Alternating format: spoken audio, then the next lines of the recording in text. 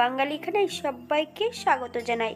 আপনারা তো অনেকভাবে গলদা চিংড়ি মাছ রান্না করে খেয়েছেন। একবার আমার মতন করে সহজ পদ্ধতিতে আপনিও শিখে নিতে পারবেন ছোট ছোট টিপস সহ। আজকে আমি এখানে গলদা চিংড়ি মাছ রান্না করেছিলাম। আমার মায়ের জন্মদিনের স্পেশাল রেসিপি। আমার সম্পূর্ণ ঘরোয়া উপকরণ দিয়ে গলদা চিংড়ির মালাইকারি আমি কিভাবে রান্না করলাম, চলুন সেটা একবার দেখে নেওয়া যাক ভিডিওর মাধ্যমে। আশা করছি আজকের ভিডিওটি আপনাদের ভালো লাগবে। সকল বন্ধুদের কাছে অনুরোধ করছি সম্পূর্ণ ভিডিওটি দেখার।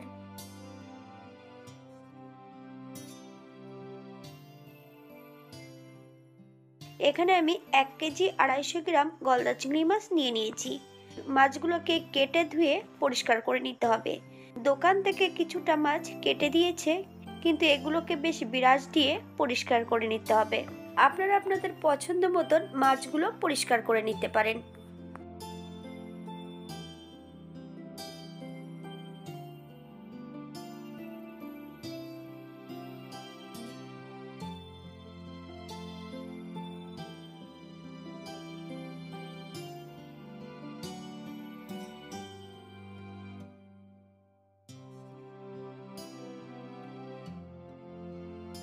এই পর্যায়ে একটা পাত্রে বেশ কিছুটা বাটা মশলা অ্যাড করব।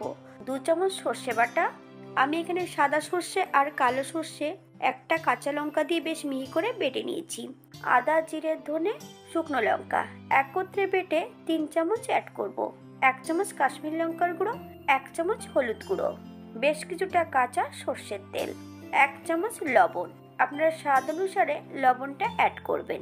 মশলাটাকে বেশ ভালো করে মিশিয়ে নিতে হবে।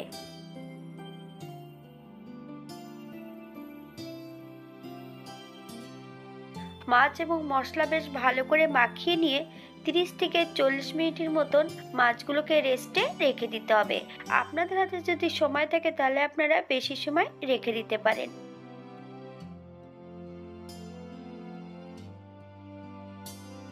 মিশিয়ে রাখা মশলার মধ্যে এক এক করে সম্পূর্ণ মাছগুলো অ্যাড করব। মাছ এবং মশলা দিয়ে বেশ ভালো করে মাখিয়ে নিতে হবে। 30 থেকে 40 মিনিটের মতন রেস্টে মাছগুলোকে রেখে দিতে হবে। আপনাদের হাতে যদি সময় থাকে তাহলে আপনারা বেশি সময় মাছগুলো রেস্টে রেখে দিতে পারেন। এই পর্যায়ে 1 চামচ কাঁচা সরষের তেল অ্যাড করব।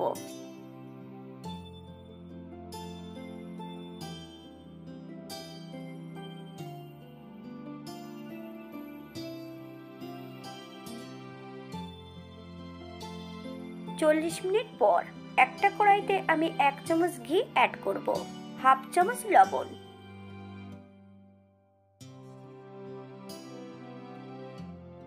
এই পর্যায়ে অ্যাড করব দারচিনি, এলাচ, লং। ফোড়ন থেকে সুগন্ধ বেরোলে এক এক করে সম্পূর্ণ মাছগুলো অ্যাড করব। আপনারা একবার স্ক্রিনের দিকে ফলো করবেন।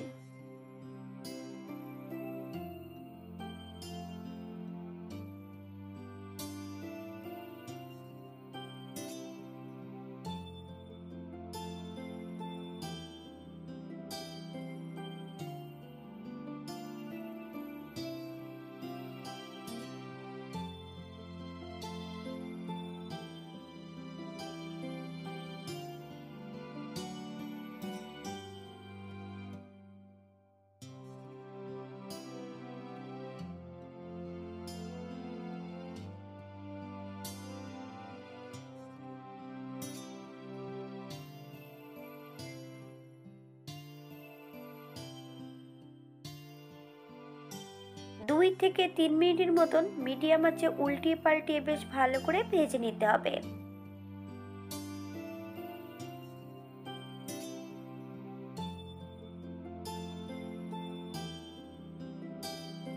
মাছ ভাজার এই পর্যায়ে ম্যারিনেট করার যে গ্রেভিটুকু সম্পূর্ণ এই পর্যায়ে অ্যাড করে দেব। আবারও 1 থেকে 2 মিনিটের মতন মিডিয়াম আঁচে হালকা হাতে নেড়ে চেড়ে নিতে হবে।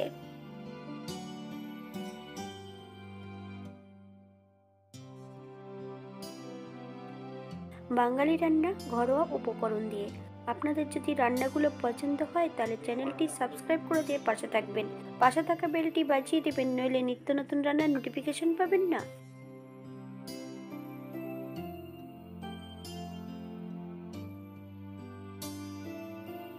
এই পর্যায়ে অ্যাড করব মিডিয়াম সাইজের একটা নারকেলের সম্পূর্ণ জুসটা অ্যাড করব। তবে নারকেলের জুস যখন অ্যাড করবেন একদম লো ফ্লেমে, হালকা হাতে নেড়ে চেড়ে মাছগুলোকে সেট করে দিতে হবে।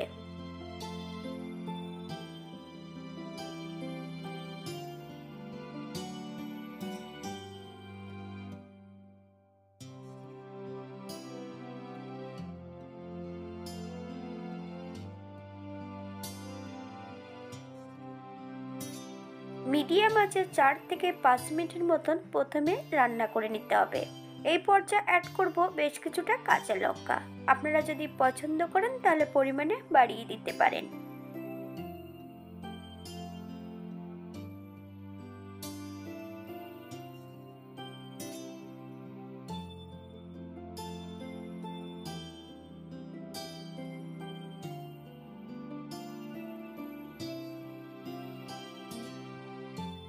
এই পর্যায়ে অ্যাড করব 1 চামচ চিনি। আপনারা যদি পছন্দ করেন তাহলে পরিমাণে বাড়িয়ে দিতে পারেন।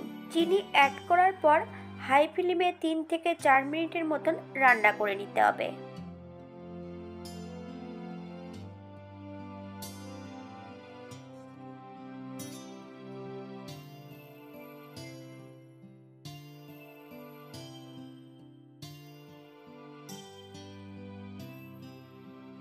চার মিনিট পর গ্যাসের ফ্লেমটা অফ করে দেব। এই পর্যায়ে 5 মিনিটের জন্য স্ট্যান্ডিং টাইম দেব, তারপর সার্ভ করব।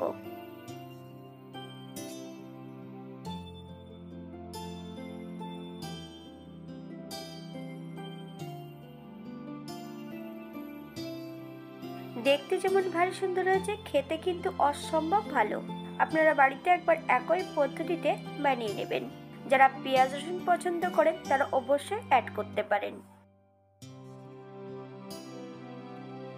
আমি এখানে শুধু নারকেলের দুধ দিয়ে কিন্তু গলদা চিংড়ির মালাইকারি রান্না করেছিলাম। চাল মগজ অথবা কাজু বাদাম বাটাটা অ্যাড করতে পারেন। আপনারা যদি পছন্দ করেন তাহলে এগুলো অ্যাড করতে পারেন। আজকের ভিডিওটি এই পর্যন্ত। সবাই সুস্থ থাকবেন, ভালো থাকবেন। অন্যদিন নতুন রেসিপি নিয়ে আপনাদের সামনে আবার আমি হাজির হব। নতুন ও পুরনো সকল বন্ধুদের অসংখ্য ধন্যবাদ ভিডিওটি দেখার জন্য। হাতে যদি সময় থাকে তাহলে একটা লাইক, কমেন্ট, শেয়ার করবেন।